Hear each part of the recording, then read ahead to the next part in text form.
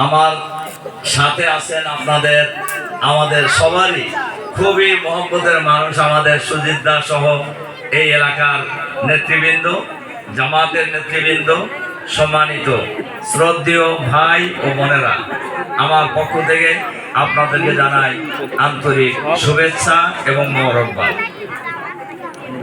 আমরা আপনাদের সবসময় আপনাদের শান্তি এবং মঙ্গল কামনা করি। আপনারা জানেন যে বাংলাদেশ জামাত ইসলামী বাংলাদেশের, আপনারা নিজেরা সংখ্যালঘু মনে করেন, আমরা কিন্তু এটা মনে করি না। আপনারা এটা দেখেছেন 5ই আগস্টের পর আমাদের আমিরের নেতৃত্বে আপনাদের সবচেয়ে বড় মন্দির যেটা ঢাকেশ্বরী মন্দির, ওখানে আমরা গিয়েছিলাম। হয়তো আপনারা মিডিয়ায় টেলিভিশনে দেখছেন আমাদের অনুষ্ঠান, সেখানেও আমরা কিন্তু কথা বলছি। আমাদের নেতা ডাক্তার শফিকুর রহমান খুব ক্লিয়ারলি বলেছে, আপনারা নিজেরা সংখ্যালঘু কেন মনে করেন? আমরা মনে করি না। যারা বাংলাদেশে জন্মগ্রহণ করবে তারাই বাংলাদেশের নাগরিক, তারাই সবাই সমান অধিকার পাবে। সুতরাং বাংলাদেশে কোনো সংখ্যালঘু নাই, আমরা এটা মনে করি। নাম্বার 1। নাম্বার 2 হলো, জামাত যদি রাষ্ট্রীয় ক্ষমতায় যায়, অনেকেই মনে করে যে জামাত ক্ষমতায় গেলে মনে হয় সনাতনী ধর্মাবলম্বী ভাই বোনদের মনে হয় একটু অসুবিধা হবে। এখন একটা জিনিস আমরা দেখেন, আমি খোলামেলা আজকে বিকালে এক বিরাট মিটিং বলছি, মানুষের মধ্যে কিন্তু একটা আওয়াজ শুরু হয়ে গেছে, সর্বত্রই একটা আওয়াজ যে সব দলই দেখা শেষ, এবার আমরা দেখব জামাত ইসলামী বাংলাদেশ। যার কারণে আবার এই প্রশ্ন তৈরি হয়েছে, তাহলে মহিলাদের কি হবে, অমুসলিমদের কি হবে? আমরা বলি অমুসলিমরা সবচাইতে ভালো থাকবে, সবচাইতে ভালো থাকবে। কারণ আমরা মনে করি নাগরিক হিসাবে একজন মুসলমান যেমন তার নাগরিক সুবিধা পাবে, একজন অমুসলিমও তার সকল নাগরিক সুবিধা পাবে। একজন মুসলমান যেমন তার ধর্মীয় অধিকার পাবে, একজন অমুসলিমও তার সকল ধর্মীয় অধিকার পাবে। এবং সরকার এটা নিশ্চিত করবে, সরকার এটা নিশ্চিত করবে।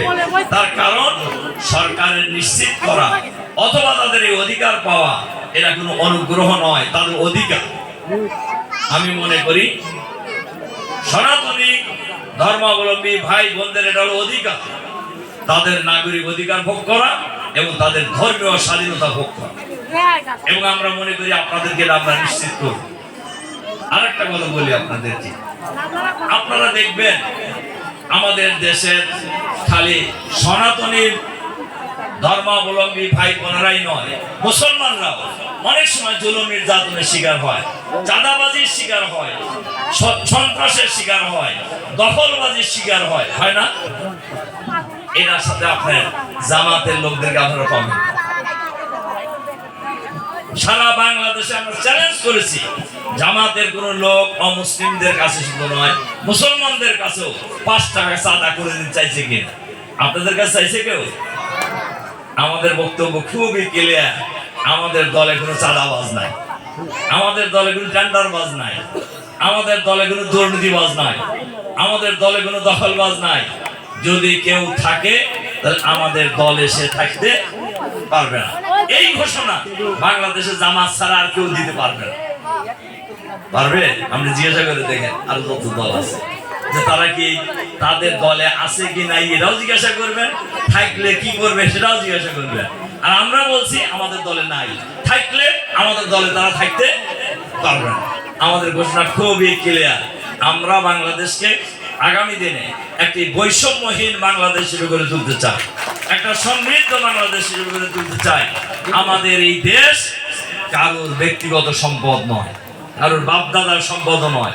এই দেশ হিন্দু ও মুসলিম 18 কোটি মানুষের দেশ, 18 কোটি নাগরিকের দেশ। সেখানে সবার অধিকার সমান। আমরা সবাই মিলে দল মত জাতি বর্ণ ধর্ম নির্বিশেষে আমাদের প্রিয় জন্মভূমি 56,000 বর্গ মাইলের বাংলাদেশকে আমরা আগামী দিনে একটি সুখী সমৃদ্ধশালী আধুনিক বাংলাদেশ হিসেবে আমরা গড়ে তুলব। ঠিক আছে? এক্ষেত্রে আমরা সবাই মিলে কাজ করবো। দেশ আমাদের, আমরা এই দেশটাকে আমরা সবাই মিলে গড়ে তুলবো। আপনাদের নেতারা আমাকে ওখানে এসে যখন আমি বসছিলাম তখনও বলছেন, এখনো বলছেন এই মন্দিরের উন্নতির জন্য আল্লাহ তাআলা যদি আমাদের হাতে সেই ক্ষমতা দেয়, আমরা প্রতিশ্রুতি দিয়ে গেলাম এই মন্দির উন্নত হবে। ঠিক আছে, শুধু তাই নয়, এটার জন্য আপনাদের দাবি করার প্রয়োজন হবে না।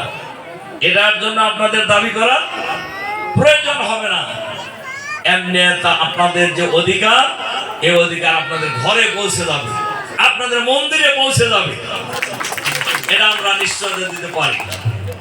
আমরা জানি, আমরা এটা মনে করি, আমাদের দলে কোনো দুর্নীতিবাজ নাই। রাষ্ট্রীয় যত সম্পদ আসবে মুসলমানদের জন্য, অমুসলমানদের জন্য, তার ঘরে ঘরে আমরা পৌঁছে দেব, ঘরে ঘরে আমরা পৌঁছে দেব। আপনারা শুনছেন, আমি তো ছাত্র শিবিরের সারা বাংলাদেশের সভাপতি ছিলাম, রাজশাহী বিশ্ববিদ্যালয়ের সভাপতি ছিলাম, রাজশাহী ইউনিভার্সিটির সিনেট মেম্বার আমি। এরপরে জামাতের মতো দলের আমি শীর্ষস্থানীয় একজন নেতা।